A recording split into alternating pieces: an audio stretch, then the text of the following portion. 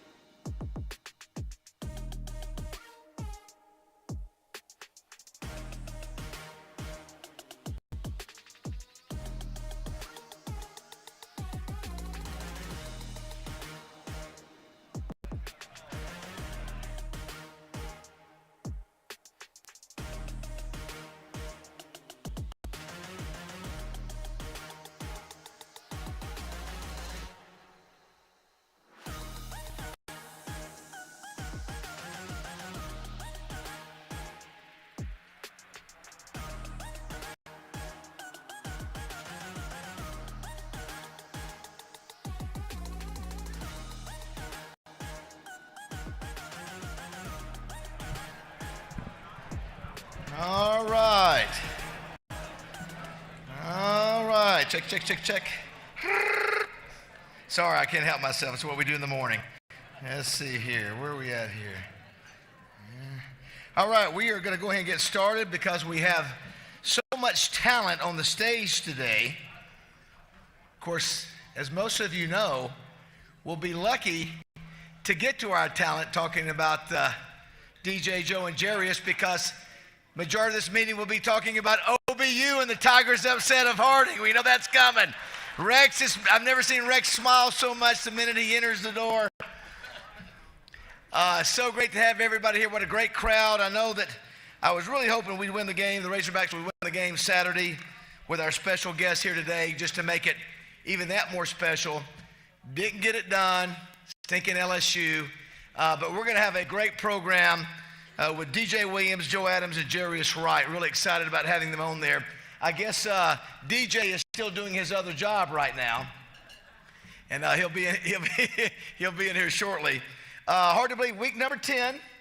Week number 10, Nathan Brown. And those of you who were here last week, you enjoy Nathan Brown. Always does a great job. Outstanding coach and person. Next week, Butch Jones from Arkansas State. Big win by them. Boy, they needed that. Won in a big way at Southern Miss. But without, there's no question. Down in the dumps thinking, wow, the Razorbacks lost. And then coming across the news waves everywhere.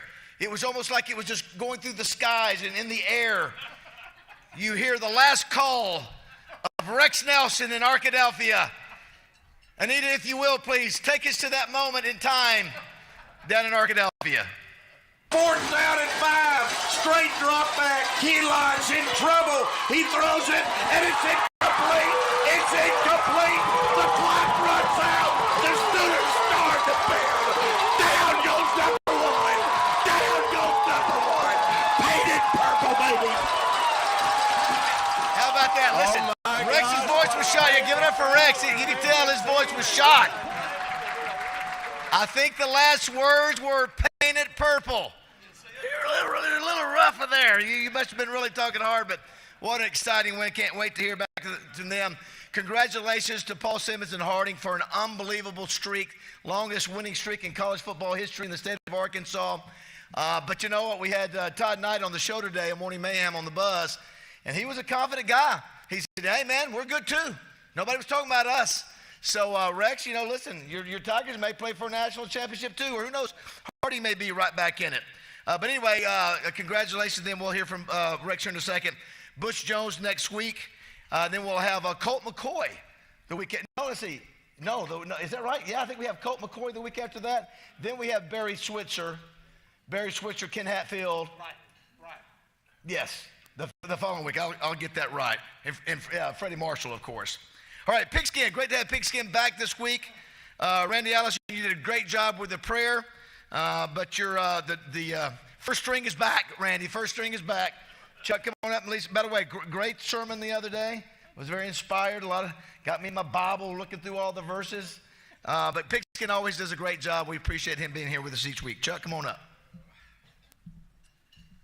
So at the beginning of the season, I turned over to the OBU play-by-play guy. I said, Rex, do your boys have a chance against Harding this year? Harding's a juggernaut. And Rex looked at me and said, absolutely. He was confident. You knew something, didn't you? You heard what Vickery said. Vickery said that means that the Lord loves the Baptists more than the Church of Christ. Which may be true. I got another theory about this. I think it's karmic retribution because those dopes at Harding keep calling themselves the Bisons. Bison is the plural of bison. You don't take a bunch of Chineses deers hunting, so anyway, after that, we probably need to pray. Let's pray together. Father, what a blessing it is to be here. We're thankful for the food and the fellowship and the good times. We're thankful for the enjoyment that Jarius and Joe and DJ have given to everyone across this state over the years. We pray that you bless them and their work in the community, be with their families, and bless them in every way going forward. In Jesus' name, amen. Thank you, Chuck. A little sweaty today. You look like me and Rex up here. Maybe we're all sitting on this side today. Before we thank our sponsors, we do this each week. We ask the guys to autograph all their pop-ups brought to you by Rockstar Passes. We really appreciate them. And we do a drawing. There we go. All right, so here are the drawings. First, we're going to go, it's for G.J. Williams. Ebony, I hope you win this. 973701. That's what I want to hear. Bob Barker would have loved you. There we go. You're the winner of that. Very nice. You get DJ's. And DJ can make a personal note for you there. And then this is for Jarius Wright. The number is 973719. 973719. There it is. Back Row Baptist back there. 973719. Let's see. The last one is Joe Adams. Let's see here. The winner is 973699. 973699. 973699. Going. There you go, right there. Congratulations. Let's give everybody a round of applause for purchasing those. I think as Chris Kane said, remember going forward, you got to grab these when you go through the parking deck. Bring them up here. We'll get them stamped. Great to have all of you here. You know what? We're blessed. We could be in a lot of different places.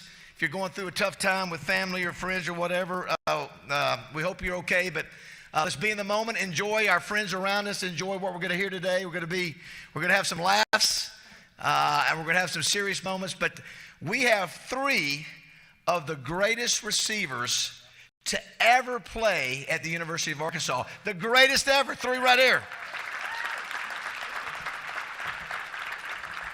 So, we've talked about Ray Lewis and Brett Favre and Eric Dickerson. When you look in the record book, these guys are all over it and have been and probably will for a long time, if not forever. So really excited about having them here. Let's thank our sponsors real quick. Simmons Bank. Guys, we have the Simmons Bank Championship this week.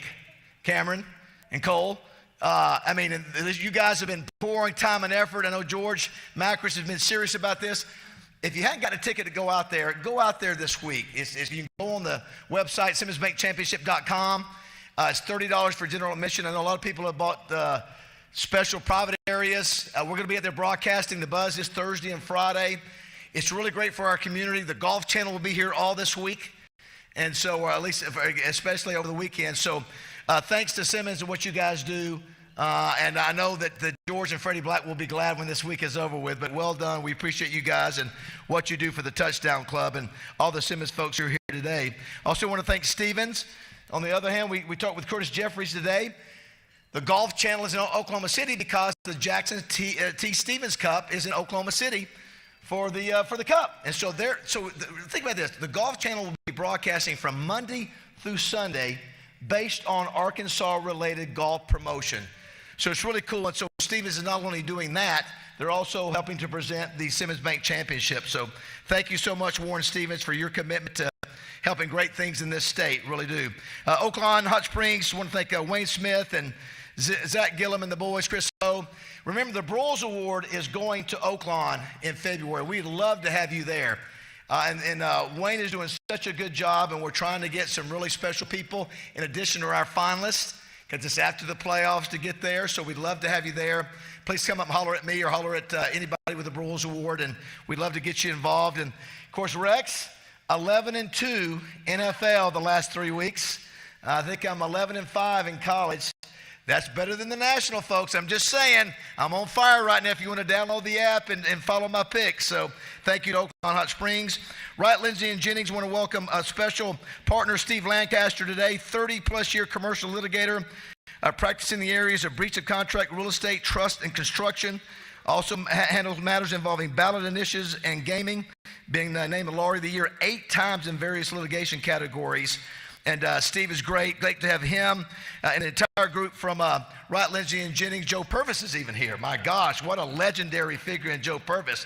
Joe, when you used to do the Follies, what was the character didn't you do the Follies and play a certain character? Who would you play? Gridiron, Jennings. You played Jennings Osborne. May he rest in peace. I'm sure Jennings loved you for that. Also, Judy Henry represented Joe Adams when Joe was in the NFL. So great connection there. Great to have Wright, Lindsay, and Jennings. Always great to see the guys from Crane Automotive. Always great to see you guys represent every week.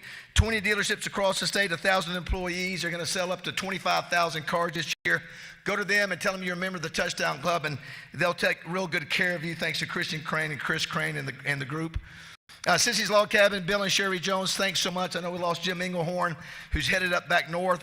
But thanks to Sissy's and their locations across the state and in Memphis and Conway as well.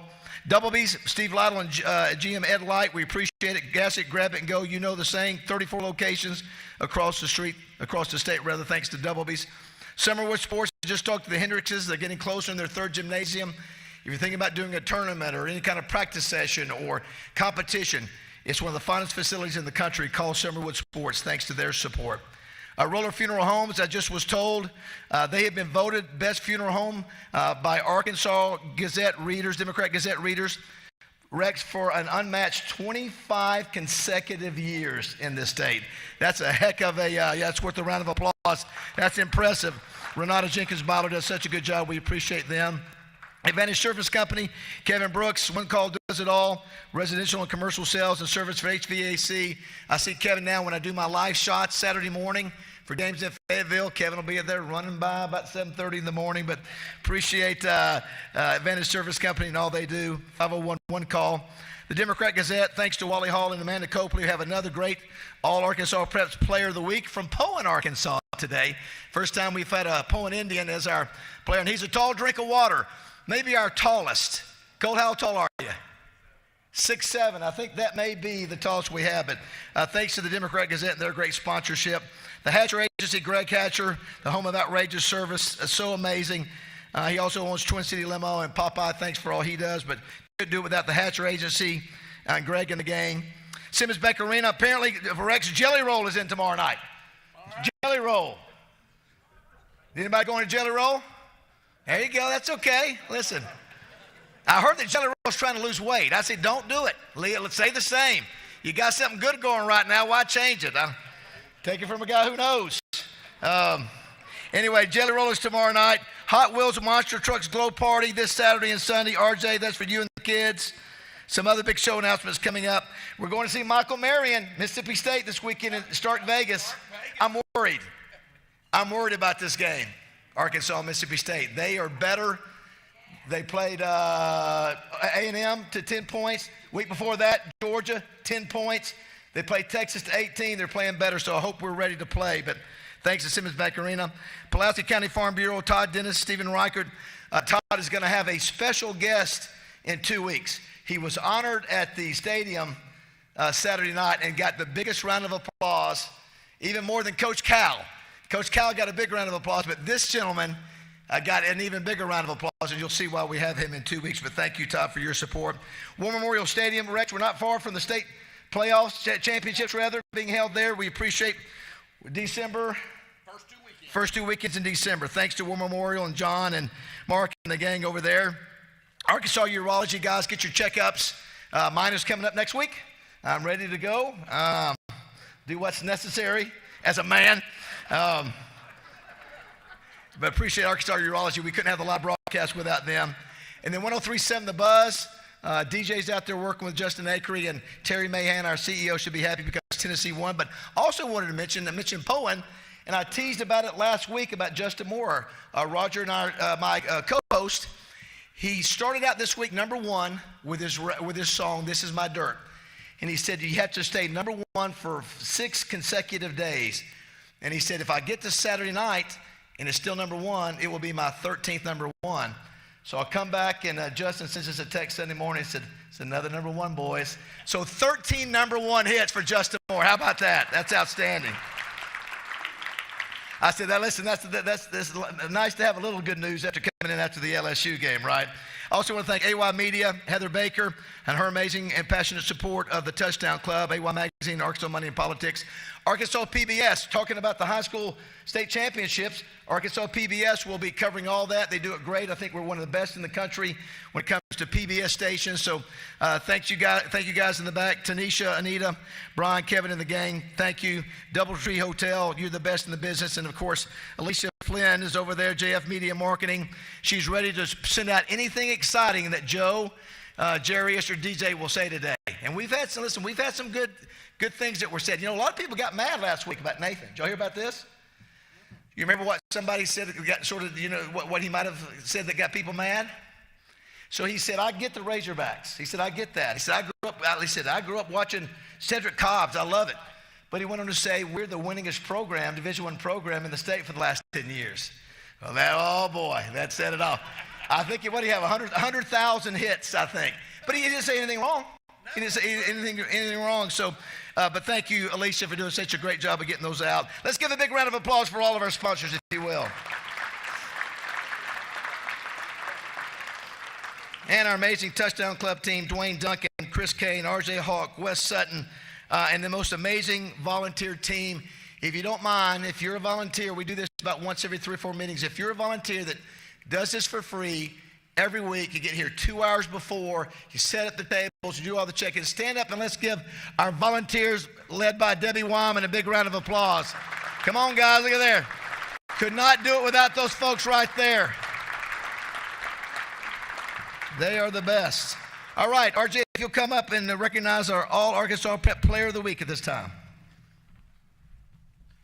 Thank you, David. As David said a minute ago, we've got Colt Barrett from Poen here today, and this might be one of the most athletic families in the state because not only is Colt here, but he said, you know what, I'm going to bring my sister as well, who's one of the top girls basketball players in the state, and she's only a 9th grader. So I imagine if we ever have the tip-off club or something like that, we'll be honoring her as well. But let's get to Colt, because Colt he's had a great couple of weeks. 2 weeks ago, they played Hazen. They won that game 42-20. If you keep up with high school football, you know Hazen in Class 2A is a really, really dominant team over the course of the last 10, 20 years. Well, in that game, Colt was 25 of 40 for 403 yards and 6 touchdowns as they won 42-20 in that game. Well, we fast forward now to Carlisle, the #1 team in the state. They played them this past Friday night.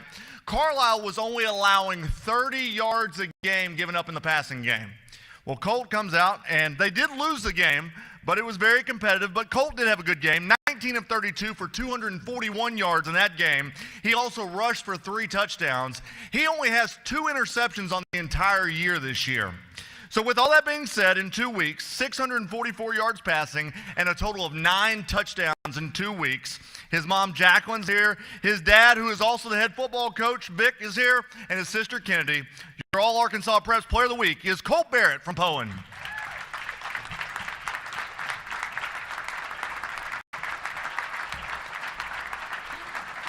Scholarship somewhere. Here, we're going to take a picture right here.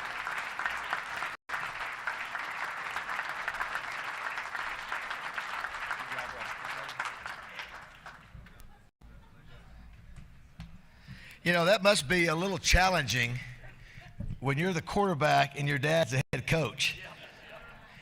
I'm sure that's one of those things where I don't want to go home and hang out with Dad if we've lost the game. He just hugs him, gives him a big hug. Well, great to have you all here. And we love Poen, and because of Justin, we've been able to spend a lot of time in Poen. It's a great community, and continued success, Colt. Congratulations on being honored. All right, you know, when we have our speakers come up to speak, we always play the fight song, right? So we thought it'd only be appropriate on this amazing day, at this amazing weekend, that the OBU Tiger fight song be played while we welcome Rex Nelson, everybody, our weekend rack-up.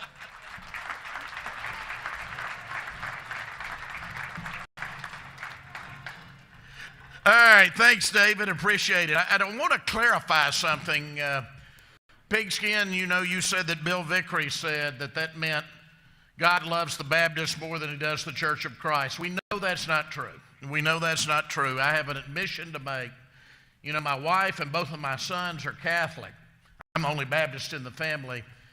And my son and my wife were up in Bentonville right before the game started, and my wife texted me that she was going into Mass and she was lighting a candle for the Baptists. So we had a little help.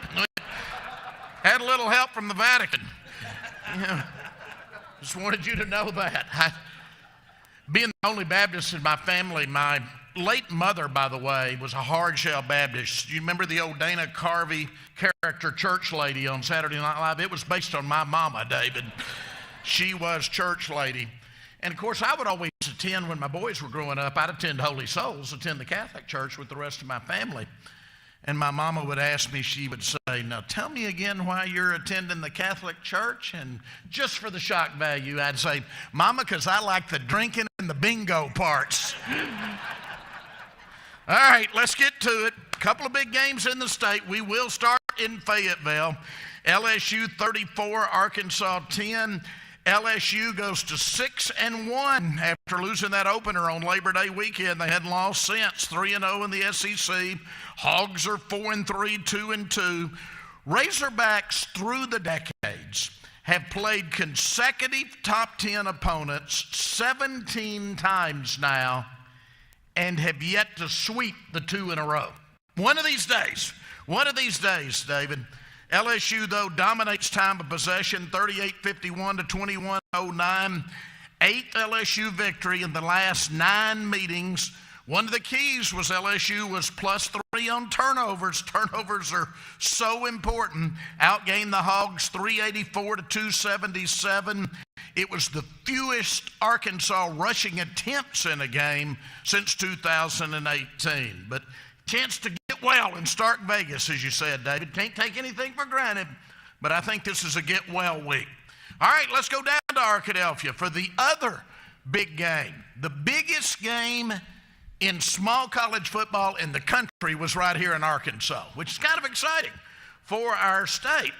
You saw the students rush the field after the game. Now, it is small college football, David, so I understand that the Great American Conference fined Ouachita $250 after that. So, Ouachita 17, Harding 13, and the longest college winning streak in Arkansas history comes to an end. It had been Arkansas, you remember, at 22. Harding passed that. It was a 25-game streak that comes to the end. Harding came in having scored 51 touchdowns in its first 6 games. 51 in 6 games. They score 1 touchdown on their first possession on Saturday night. They rushed for 218 yards. That was 242 below their season average. But still, a great team, 2 great small college teams, either of which, David, could get hot and win a national championship. Small college football is alive and well in Arkansas. As David mentioned, ASU goes to 4-3 overall, 2-1 in the Sun Belt. A very important 44-28 win at Southern Mississippi. Golden Eagles fall to 1-6. Jalen Rayner, the ASU quarterback, 20 of 31 passing, 186 yards and 3 touchdowns. UAPB falls to 2-5 overall, 1-2 in the SWAC, a 31-21 loss at Grambling. Meanwhile, in the Murphy USA Classic at El Dorado, both SAU and Henderson were ranked 24 and 25 coming into that one. Southern Arkansas moves to 6-1, 42-19 over 5-2 Henderson. Mule Riders got a great quarterback named Judd Barton. He had 163 yards passing, 126 yards rushing on Saturday afternoon in El Dorado. So among your Arkansas teams, here are the records right now. Ouachita's 7-0. Harding and SAU, who play this week in what should be another good game, are both 6-1. Henderson's 5-2. Tech is 4-3. UAM is 3-4. So 5 of the 6 teams in the state in Division II have winning records right now. Among our Division III and NAIA schools, Hendricks falls to 3-4, 1-3 in conference, a 35-18 loss to Center College out of Danville, Kentucky. Lyon falls to 1-6, 0-5 in conference, a 28-21 loss to Centenary. Arkansas Baptist falls to 1-6, 0-5 in conference, following an 85-12 loss to Ottawa of Arizona. Now, back to the SEC. What a great weekend. I mean, so many teams near the top right now. It has been a great, unpredictable season. I don't think any of us could have seen maybe Georgia winning, but not dominating like they did at Texas. Georgia 30, number 1, Texas 15. And the Texas fans not ready for that. They'd had too many shiners and started throwing the cans on the field after a certain call you may have seen. Bulldogs, though, moved to 6-1, 4-1. They've won 3 straight since that Georgia loss to Alabama. Get this. This was the most lopsided loss by a number 1 team at home since 1982, when Notre Dame beat Pittsburgh, when Pitt was number 1.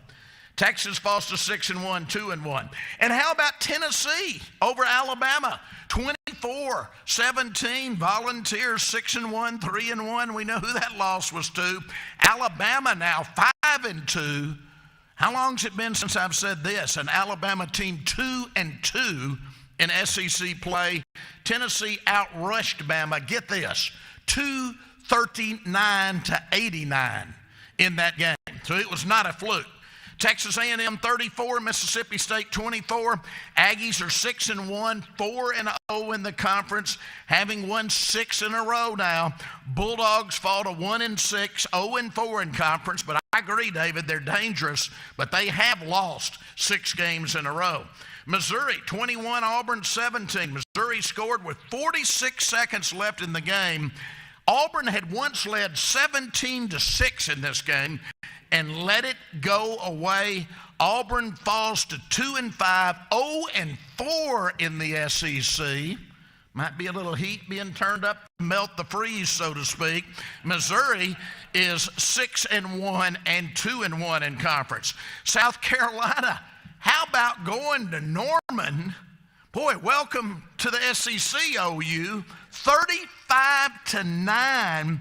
Gamecocks jump out to a 21-0 lead with 2 defensive scores in the opening minutes. OU 4-3 overall, 1-3 in conference, and the heat turns up on Coach Venables right now. South Carolina led that game 32-3 at halftime, and I understand most of the fans left at halftime. South Carolina 4-3 overall, 2-3 in the conference. Florida beats Kentucky 48-20. Wildcats fall to 3-4, 1-4 in the conference. Florida is 4-3, 2-2 in conference. So the Billy Napier death watch is on hold at least for a week or so. Vanderbilt 5-2, a non-conference win, 24-14 over 2-5 Ball State. So Arkansas at Mississippi State, Missouri at Alabama, Auburn at Kentucky, LSU at Texas A&M, Oklahoma at Ole Miss, and Texas at Vanderbilt. Can Vanderbilt do it again like they did against Alabama? We'll see. We'll see. Here in the state, we have a big listing of games. So no excuses this week. You got Troy at ASU, North Alabama at UCA in an important game, Mississippi Valley State at UAPB, Southern Arkansas at Harding in a huge game, as I said, Ouachita at Arkansas Tech, UAM is at Henderson, and Langston is at Arkansas Baptist. So games in Jonesboro, Conway, Pine Bluff, Searcy, Russellville, Arkadelphia, and Little Rock. That's 7 cities to choose from. No excuses. Get out and see a college football game on Saturday, everybody. Thank you. All right, Rex, well done. Good job. You want to recognize a few special guests before we bring up our guest. By the way, Cliff Harris was he was there. Of course, the stadium is the Cliff Harris Stadium, and it's great to have our buddy Cliff Harris and to be a part of that special night. Also want to recognize Lunsford Bridges, sitting with all the great group of Simmons Bank folks here. Lunsford was a big supporter of the Touchdown Club as we grew back over the embassy, back when he was the president of Metropolitan National Bank, and encouraged me, said, David, well, you need to go with Simmons. You need to go with Simmons when we sell this bank, and it was a good move. And Lunsford's still trying to make a difference in the community and the Razorbacks. So Lunsford, I appreciate you. It's a round of applause, worthwhile for sure. Great guy. And besides our guest, we got DJ. Look at there. DJ's going to try to eat in 2 minutes here. It's okay. Do your best. You know, besides these three guys, the biggest celebrity in the room up until a few minutes ago was Roger Scott from Morning Mayhem. But let me tell you, once I saw this young man walk in here, it's not even close. Is there a Kane and Sandy sighting in here? Is Kane and Sandy here? Let's give it up for Kane and Sandy, everybody. He's the best. That's exactly right. Yeah, I don't know how he love you, Kane. I know how he and his mother do it. They go to every recruit school. I don't know how they do it. I think you're an angel. You must be an angel the way you get around all over the country. Look at him. He's flapping his wings. All right. I want to introduce some of the special guests of our three speakers here tonight. Today, save your applause till once we recognize everybody. But when I call your name, please stand. You can be seated. First, with Jarius Wright, his wife, Mary Catherine Bentley Wright. Mary Catherine, please stand. Along with her parents, Mark Bentley and Kathy Bentley. Please. Your parents are here too? Oh, Jarius' parents are here. Please stand. And let's give them all a round of applause representing Jarius.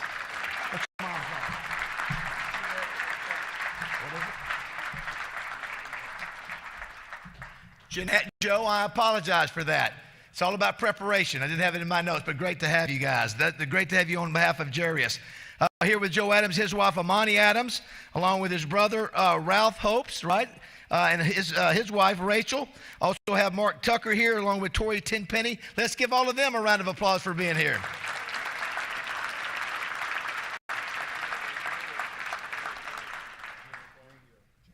Yeah, I'm going to get him to say. And then we're representing here with DJ Williams, his mother, Vicki Williams, DJ's sister, Valerie Williams, and DJ's soon-to-be wife at some point, Ebony Mitchell. Let's give them a round of applause. Ebony doesn't mind. Thank y'all for being here. Former Miss Arkansas. I tell you that they are the new power couple in the state.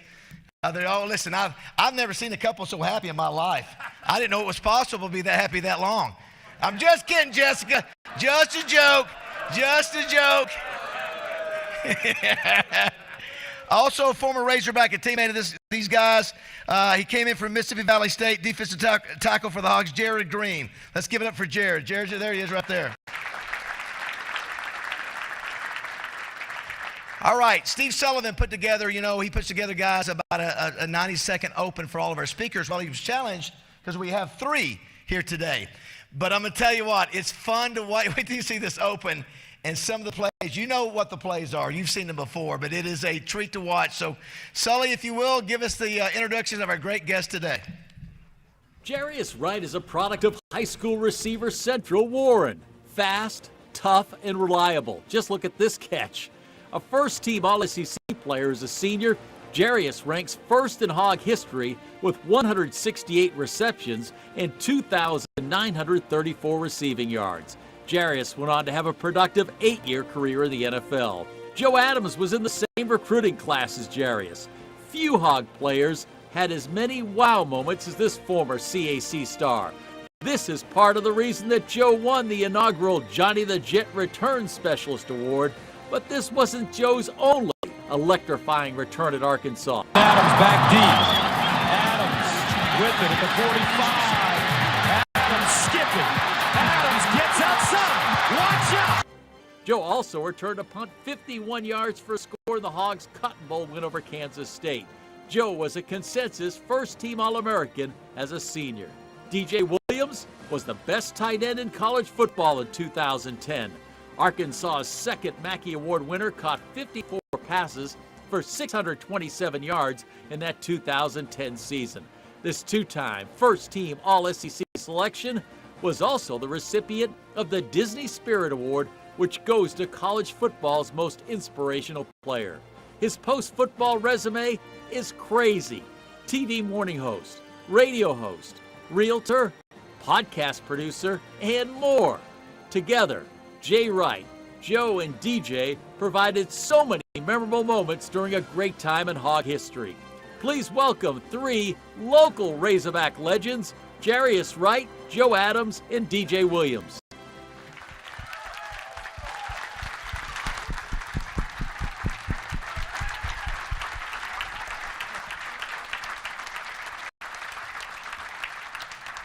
All right. We normally don't have four mics like this. Check Everybody check their mic. Mic check.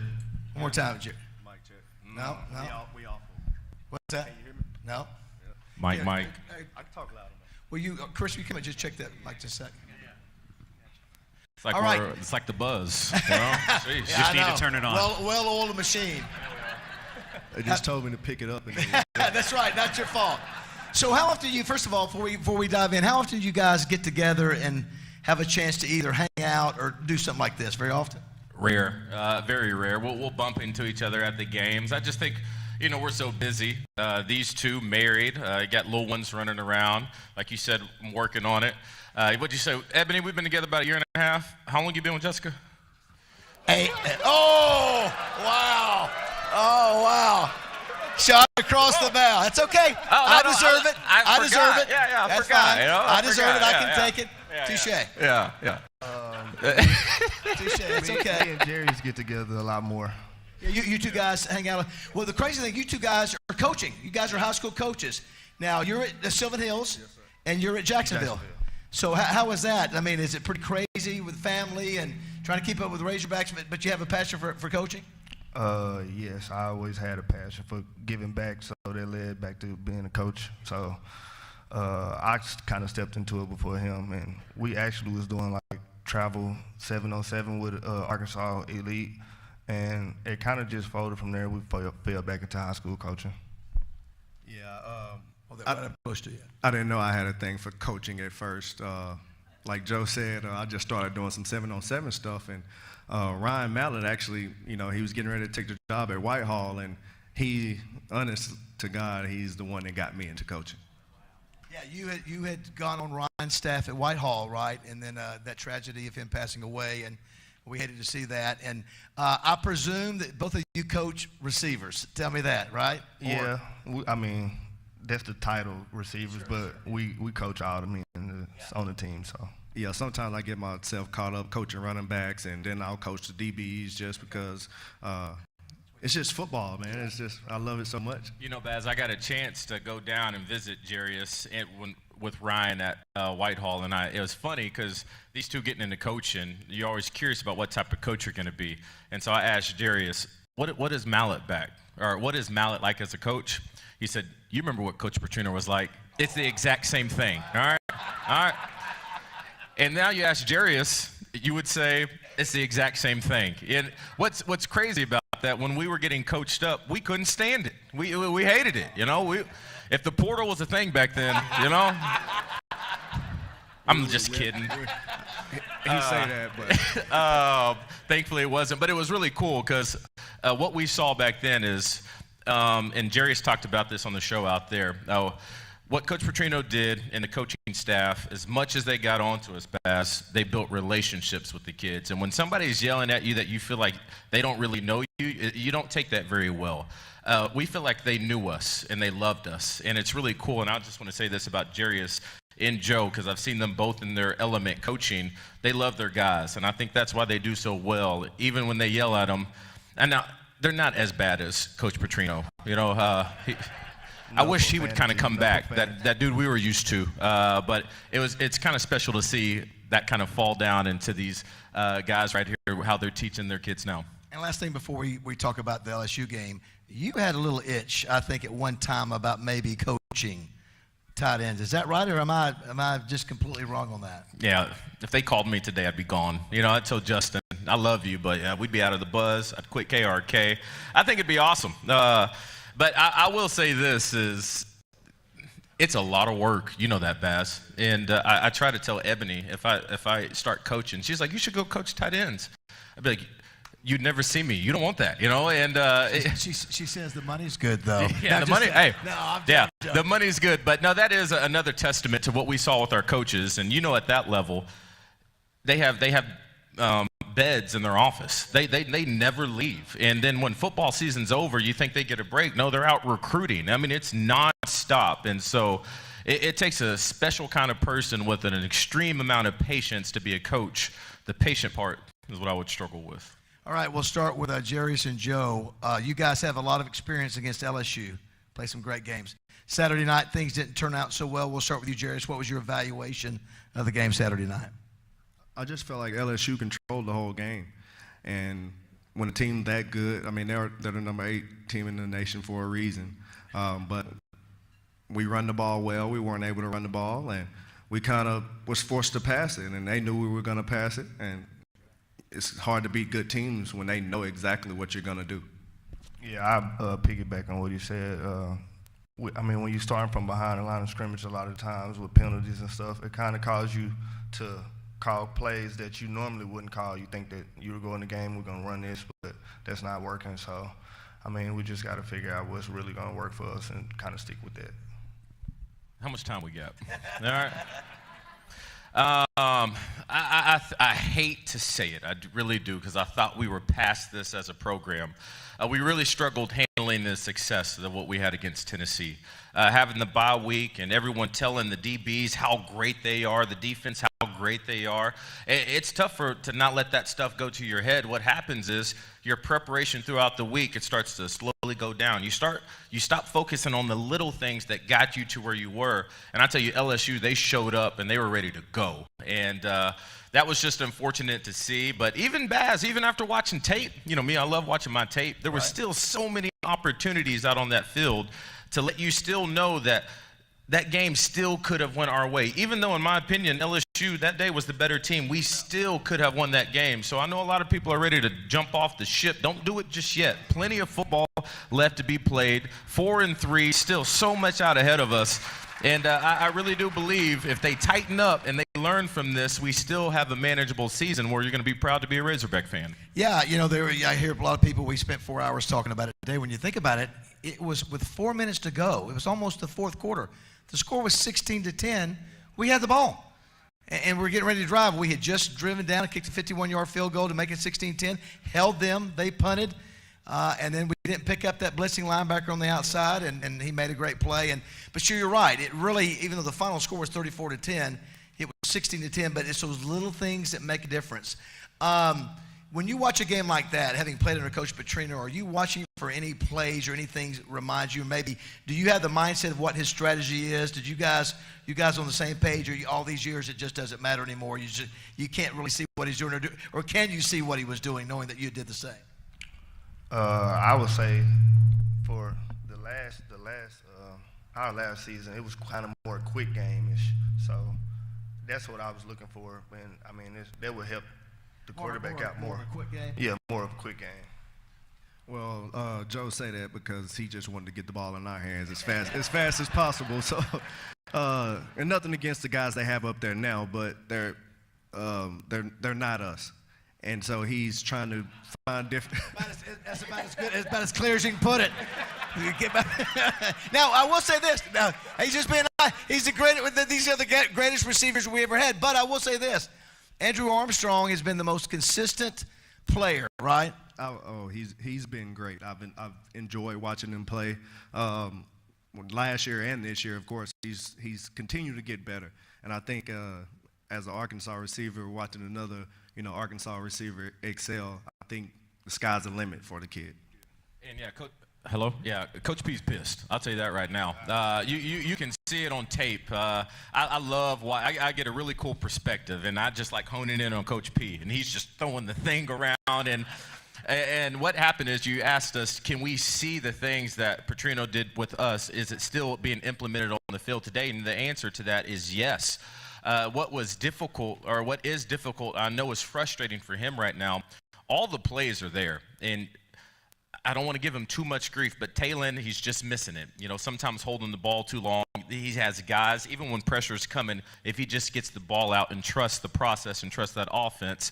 Now, obviously, when we were used to Mallet, he just picked it up like this, but people forget, he transferred, he came back, he set out an entire year and learned that offense. Casey Dick struggled with that at first, and it took him a while to kind of get into that groove. And with how complex Coach Petrino's offense is, it takes time to figure that out, which is hard for me to understand how we're going to do that moving forward, because in today's world, you may only get a guy for 1 year or 2 years, and then you got to worry about losing him in the portal. But the plays are there. It's just how long it's going to take for them to really understand the concepts. Yeah, his offense is very complex, and like you said, it takes time. Tyler Wilson had 4 years to learn it, and really 3 before he ever got the shot to actually get a chance to play that Auburn game where, you know, Malik gets the concussion, and we almost beat pretty much the best team in the nation that year. So it's going to take a little time, and the thing is, do we have time? That's the real question. Yeah. That's a fair question. The other thing is, you guys, you know, we always talk about you guys and the quarterback.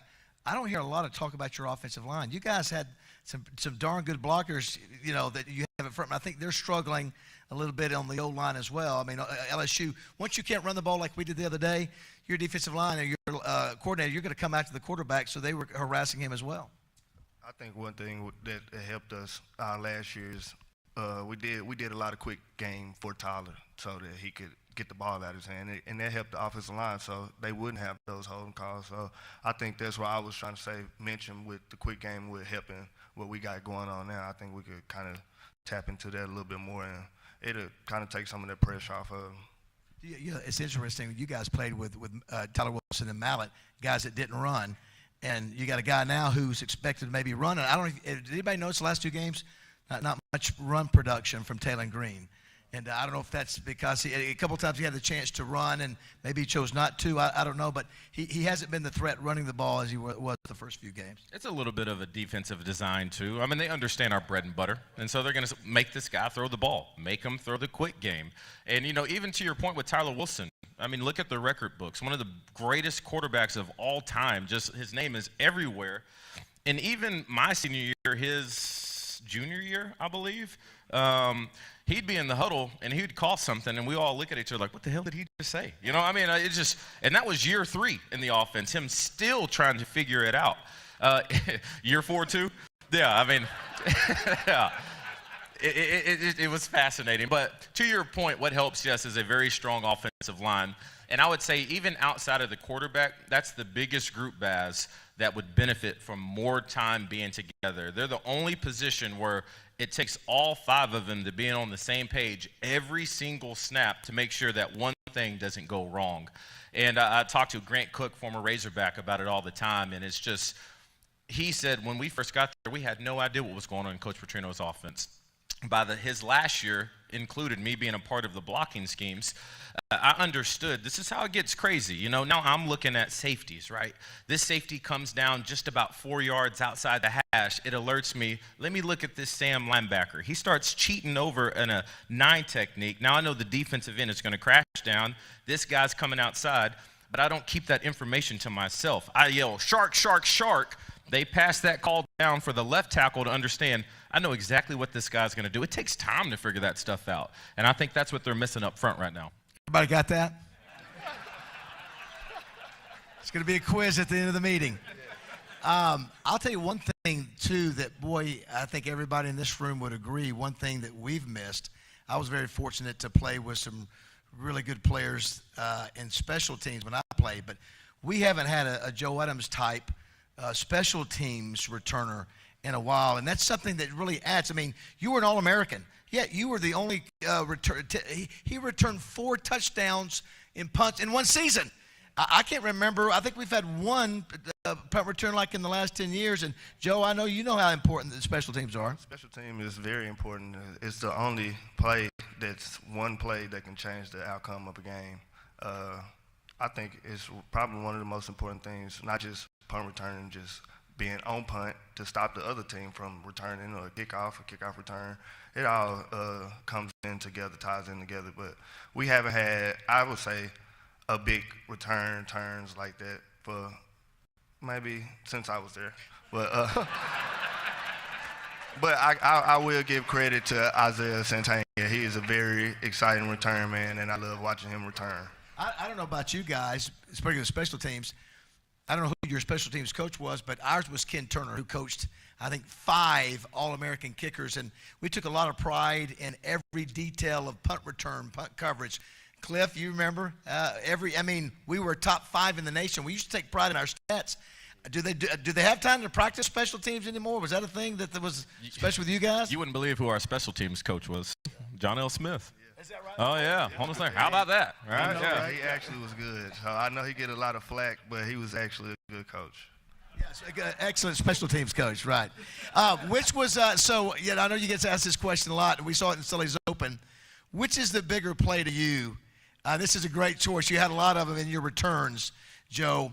The punt return against Tennessee that many could say maybe the greatest punt return in the history of the game of football, or that we didn't come to paint and you burning the Honey Badger in Little Rock with Ron Mallett there in the fourth quarter. Which was your favorite?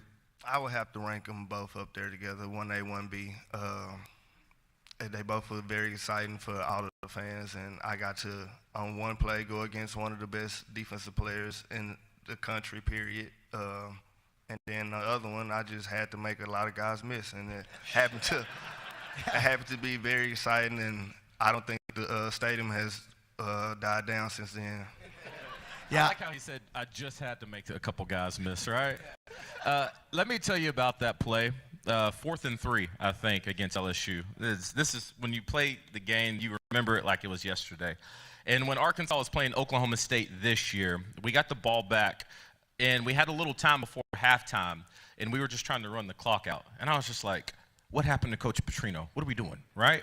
Remember what he did with Kobe Hamilton right before halftime against LSU? I was like, why are we not trying to score? But he just had that killer instinct. And so the 4th and 3, Baz, we're lining up, and we're in a situation, do we try to kick a field goal? Do we punt and pin them? And then Coach Petrino's just sitting there with this little play call, just kind of going back and forth, and he looks at us, and he says, what do y'all want to do? Coach, Joe's like, throw that thing up. Mallett, Mallett, too, throw that thing up. Mallett, he was kind of hood, all right? And so, he said the exact same thing. And Coach Petrino looked at us and said, let's go win the damn game, and went for it on 4th and 3. And that stuff, you talk about building that culture. I'm getting pumped up right now. About to run through a brick wall. That was special. So 4th and 3 for me, that was amazing. Yeah, we had been working on that play the whole summer. Like, he was drilling that play, and we was like, when are we going to run it? We didn't wait the whole year. We actually forgot about the play. And he was sitting there contemplating, just looking at us like, I don't know if they can run this. And he looked at me and was like, should I run this too? After he noticed that, and I'm like, yes, throw the ball, throw it up. Like, what else can we do at this point? So he decided to trust in us, and we just had to go out there and fulfill. So that had to be really cool. You look out there, and of course, Honey Badger was young at the time. I think he was a sophomore. But to know that he doesn't know what's coming. And you knew when he bit, you knew it was over with. Of course, Ryan threw the perfect play. And so, Jarius, obviously you're number one in the record books in multiple categories, the greatest receiver of all time. I remember one particular game against A&M where I think you caught like 8,000 yards. Really, I think it was 200. I think it was 240, 281 yards, 13 receptions, 2 touchdowns. They could not stop you, and that was down in Jerry's World. What do you remember about that game? I actually remember every play from that game. I also, we were walking in the half. We were down 17-0. But when we got in the locker room, the vibe wasn't like we were down 17-0. Everybody still believed we could win the game. Everybody was still ready to go out and play. So with that feeling, we knew that we could go out and win. Now, I didn't know I was going to have 281 yards by the time the game was over, but I'm definitely glad I did. And also, Texas A&M never adjusted. They probably still hadn't adjusted to that today. Yeah, I had heard stories where Coach Petrino came in there and started making adjustments to say either he got on everybody or he started making adjustments. You came out of the second half, and it was a completely different ball game, and they, like you said, they never stopped you. Well, he spoke to us a little different than he speaks to the kids now. They might need a little real Petrino to come out, and I guarantee you they'll get a little pep in their step. I was going to ask that. When Coach Petrino came back, you guys have been around him, and I'd made the joke, Coach, I hear that you have mellowed out. And we had him on the buzz one morning. He goes, "Come on, Baz." He said, "I've always been a mellow guy." And so can you guys sense the little time around him, your observations, watching him during games? He's still a great coach, and I'm sure he's a fiery coach. But can you tell maybe that all these years that maybe he's styled maybe just a little different, or do you think it's exactly the same as it was when you were here? Well, I went and watched the spring practice, and by the end of it, I was like, who is this guy? He's not – he just wasn't the guy he was with us. The fiery guy that we knew, the fiery guy that got us going, that got us ready to play each and every Saturday. So I think it was actually good for us, and I think it'll be good for them if they get a chance to see that Petrino. The moment I knew Baz, and I got a little heat from this on social media, my bad. I was watching some fall camp, and maybe it was I can't remember what it was. And the old lineman posted a video right after practice. And they're all lined up in a line, and they're singing. And I was like, what the hell is going on right now? All right. This is right after practice, all right? And they're all going around singing karaoke. Fast Car, I believe, was the song. And then Carmona, which he's been playing great. I love him. And he has really big potential for playing on Sundays. And then he says, yeah, I got the mic. You know, we've been doing our thing. You know, my boy Bobby. I was like, did they just call him by his first name? You know? I was like, what is happening right now? And I remember saying something about that, but that just goes to show that I don't think it's necessarily a bad thing. When Coach Petrino was the head coach, I think this was by design. He wasn't the coach that when you had something going on, let me go talk to Coach P about this. Actually, when we saw him in the hallway, everyone instantly turned and walked the other way, you know, just so you didn't want to walk past him. What he did was so special.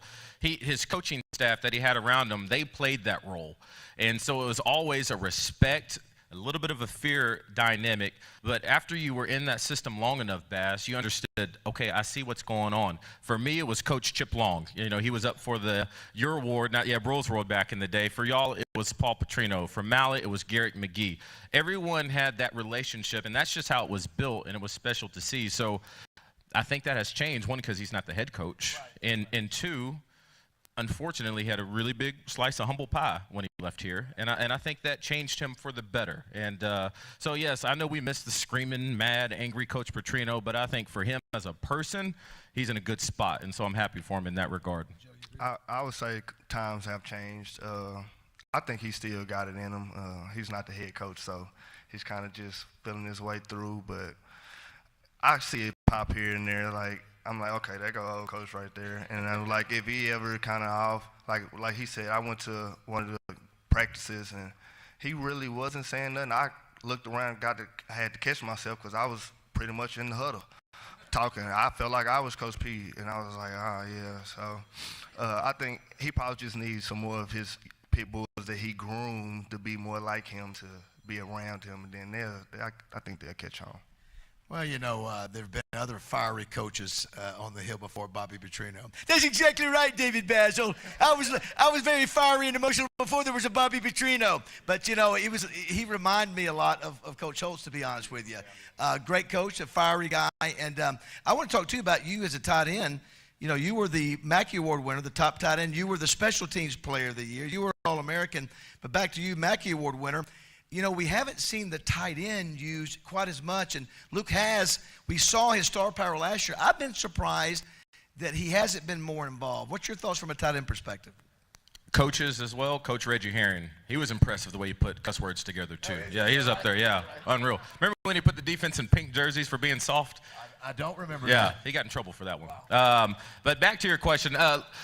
I've had a good relationship with Luke, known Luke since high school. I literally went to Oklahoma to help recruit him to come to Arkansas.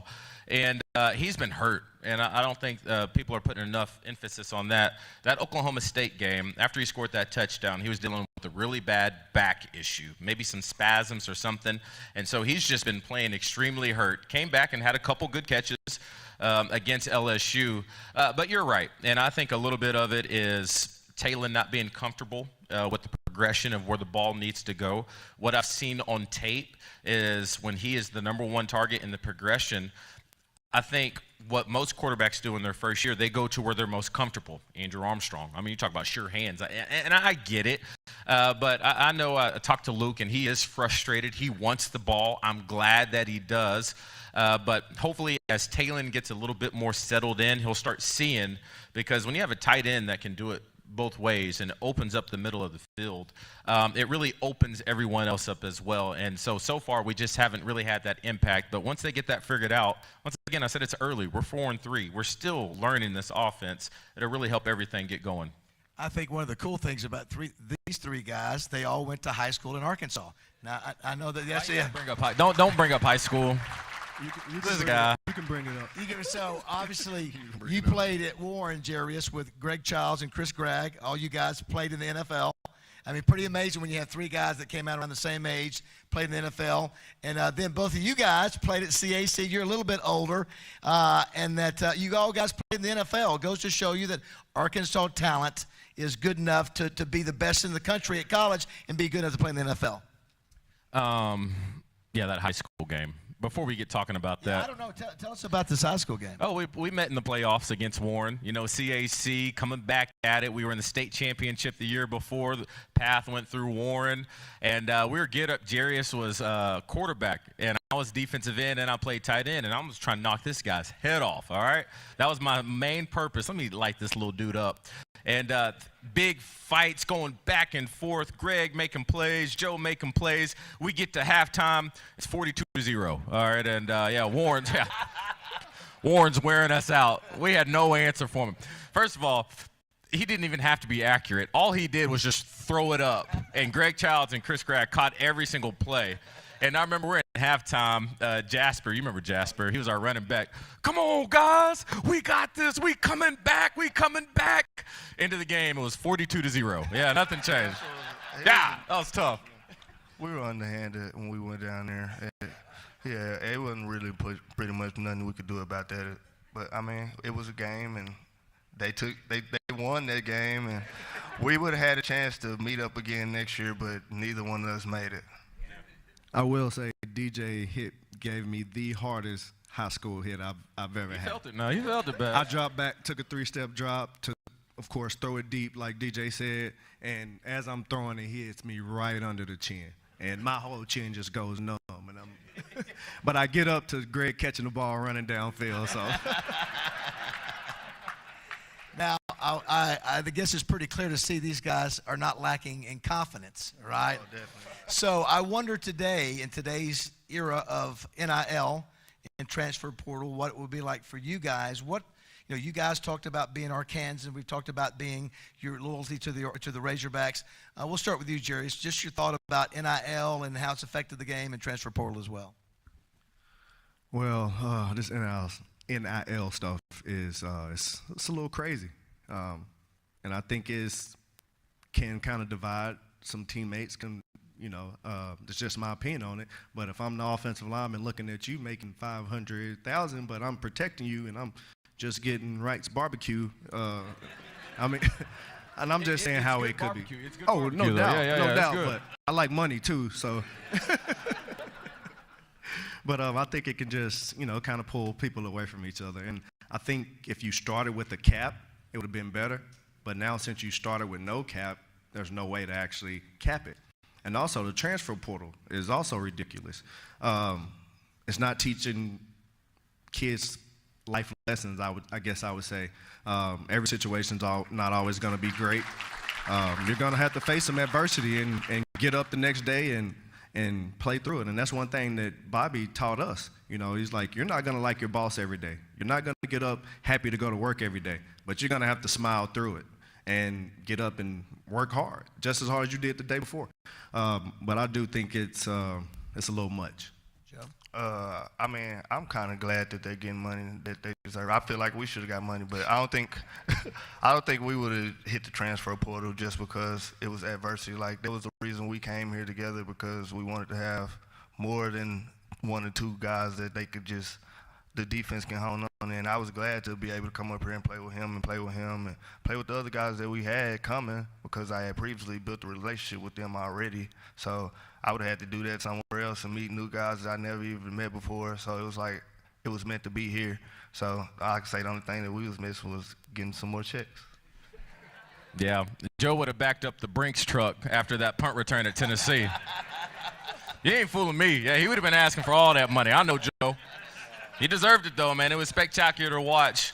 Yeah, it is interesting. We talk about NIL all the time, but I think what Joe said that resonated is what's going to really help these coaches succeed in this era of getting players to not only focus on the money. And I get it. I've been there. I've been broke, me and my mom, in a situation with domestic violence where we lived in shelters, and when you look at a bank account and there's nothing there, and you see an opportunity to help the person that's put everything aside to make sure you can get what you get, I get that, all right? So how do you combat that? And Joe said, he talked about building the relationships with us. Houston Nutt, this dude, if he was a coach right now, in this era, oh my gosh, are you kidding me? What he did, especially from kids from Arkansas, he gave us the keys to the castle. We felt like that was our house, even from 8th grade, 9th grade, 10th grade, and he made sure that we all knew each other because he wanted to make sure he got this point across that if you're from the state and you go to school here, you can look at these dollar signs right now, you're going to be taken care of the rest of your life. Once a Razorback, always a Razorback, and he really made us believe that. And the other thing is we understood that, like, if I can go to school with my friends that Coach Nutt has put us all into contact with, we can do something special together. And we wanted to do that together. Even when he committed to USC, tripping, it was like, but Jarius and Greg, DJ, my boys are at Arkansas. It's just like, I want to go do something special with them. And so I think that's how you combat that. And I think that is Arkansas's path, is to put that emphasis back on the state of Arkansas because there is talent here. When we talked about all these major plays that you see from Greg Childs, Ryan Mallett, Jarius, Joe, all these kids, defensive line, offensive line, they were all from the state of Arkansas. And they did a good job making sure that no one left, except for who left? Well, Springdale guys, they came and then they left, but it is what it is, Interesting, one of the top recruits in the state of Arkansas, committed to Arkansas, decommitted, is committed to LSU.